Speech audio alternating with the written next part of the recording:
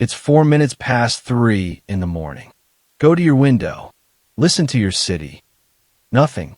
You hear nothing. Now understand what you're actually hearing. That nothing is manufactured.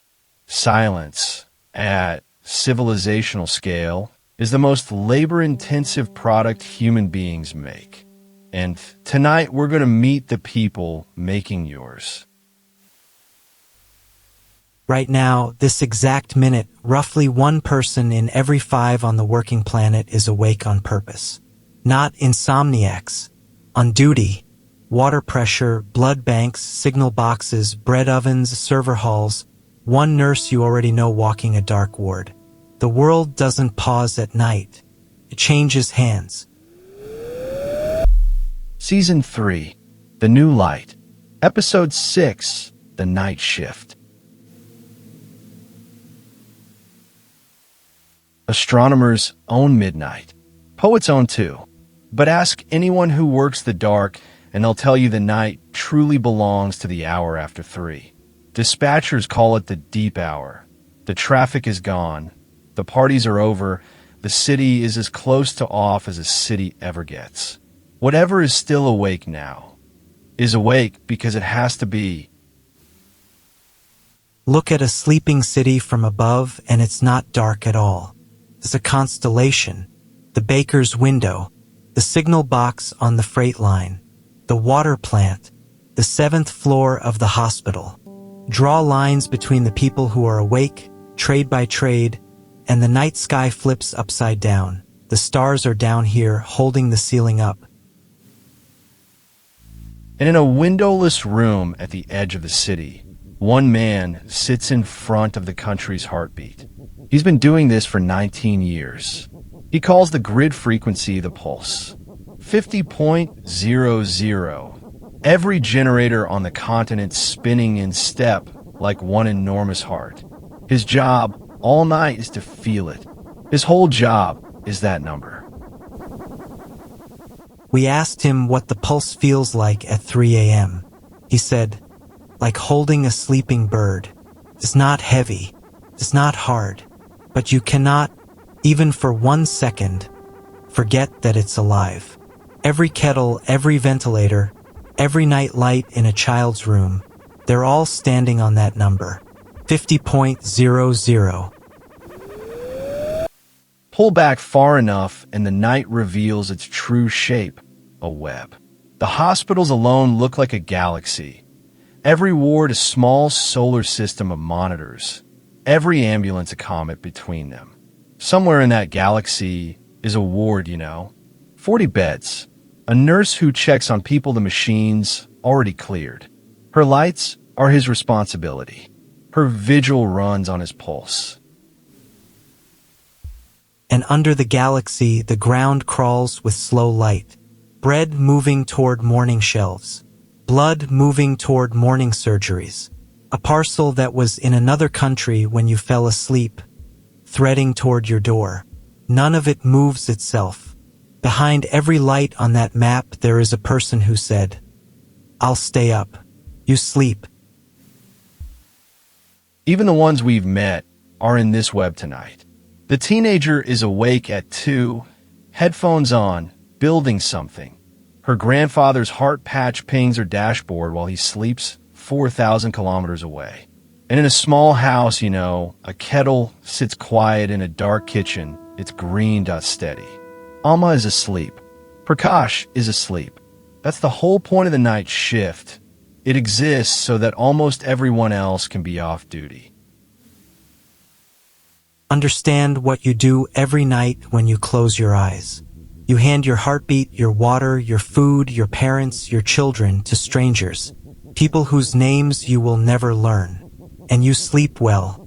There is no deeper trust in civilization than the trust you place, unconsciously, in the night shift. We only notice it on the one night it fails. This is the night it almost did.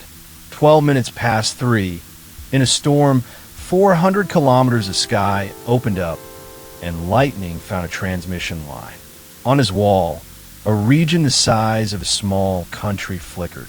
The pulse dipped. 49.8. In the language of grids, that is a shout. Watch what he does. He doesn't stand up. He doesn't raise his voice. He starts moving power the way a surgeon moves a clamp. Reserve here, rear out there. A power station in another time zone told to lean in gently now. 49.9. 50.0. 90 seconds. The region never went dark. 4 million people slept through the loudest moment of their night. 19 years, and there's one night he'll tell you about if you ask him twice. The night his daughter was born, at 12 minutes past 3, he was in this chair. Same storm season, same wall of lights. The hospital where his wife was in labor is on his grid. He kept the frequency steady through the whole delivery. He kept the lights on in the room where she was born. He just wasn't in it.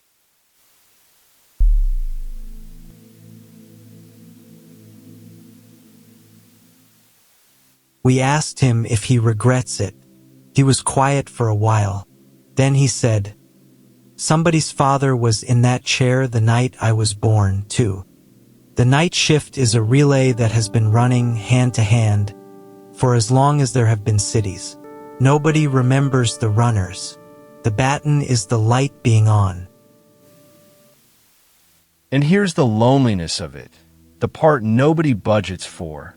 The better he does his job, the less anyone knows he exists. His masterpiece, every single night, is that nothing happened. The loneliest job on earth is the one nobody can watch you do well. So let's answer the question this season keeps circling.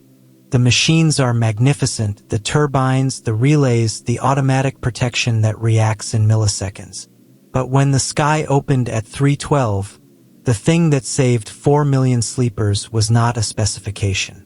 It was a man who has held a sleeping bird for 19 years and refuses to blink. Machines hold the frequency.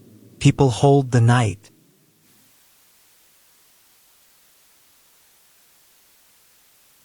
If these ideas stay with you after the video ends, keep opening the next door. And the night shift is older than every wire in his wall. Someone tended the fires of the first cities while everyone slept.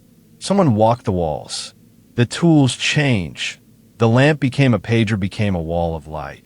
But the shape has never changed. A small circle of the awake standing around everyone else's sleep. And it's a planetary relay now.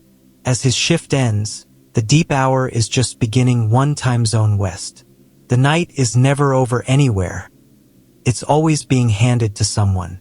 Follow it around the earth and you find an unbroken chain of people passing a single lit baton, around and around, for centuries. The night shift isn't a job, it's a place, and it is never empty. Now the part where we split. Every year, more of his wall automates. The protection schemes react faster than he ever could. One day the chair may sit empty, and honestly, the numbers say the empty chair might do the arithmetic better. But I keep thinking about the sleeping bird. When the last night watcher clocks out, the lights will stay on. And something else will switch off. A civilization where no one is awake to care for the sleepers has changed what sleeping means. And I'd answer, for most of history, the night shift was a punishment the poor absorbed for the comfortable, bodies wrecked by decades of inverted days. If the machines can take back the 3 a.m. hours, that's not a loss of meaning, that's a mercy. But you're right about one thing. The chair matters even when the machines are faster. Not for the grid, for the sleepers. Somebody should know what was carried. No, we're not settling it. One more morning. And then, the thing he says no one ever believes until they see it. Around 5, on the bottom edge of his wall, a line begins to climb. Demand. The country waking up. He watches the whole nation open its eyes as a curve. Water pumps, trains, toasters, radios, and kettles. Hundreds of thousands of kettles. The morning arrives on his wall as a tide of small hungers, and he rides it up like a surfer who has been waiting all night for exactly this wave. And somewhere in that tide, at exactly 4:57, a nurse he will never meet walks into a dark kitchen at the end of her shift and puts a kettle on. 1 pixel of his rising curve. She kept her 40. He kept the pulse. Neither of them knows the other exists, and the morning is made of exactly that. Millions of strangers holding each other up in the dark by name unknown. No one thanks the night shift. The morning is the thank you.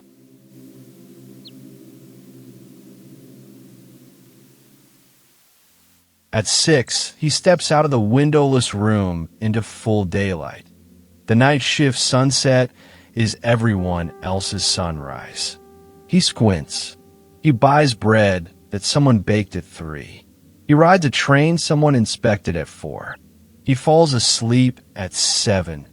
And the day shift of the world takes over the watch, without a word, the way it always has. We asked him at the door what he wanted people to know.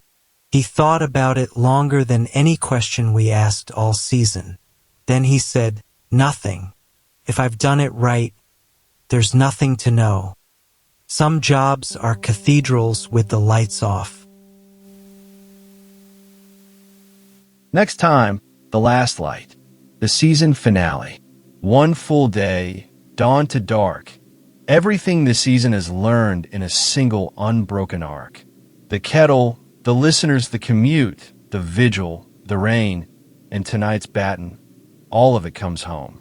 Bring everything. We didn't settle whether the empty chair is progress or loss. It's both. It was always going to be both. But here's the question worth carrying to bed tonight. And it should keep you warm, not awake. Tonight, while you sleep, strangers will stay awake so you can. You will never meet them.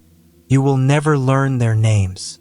What do you owe a person who watches over you without ever knowing yours?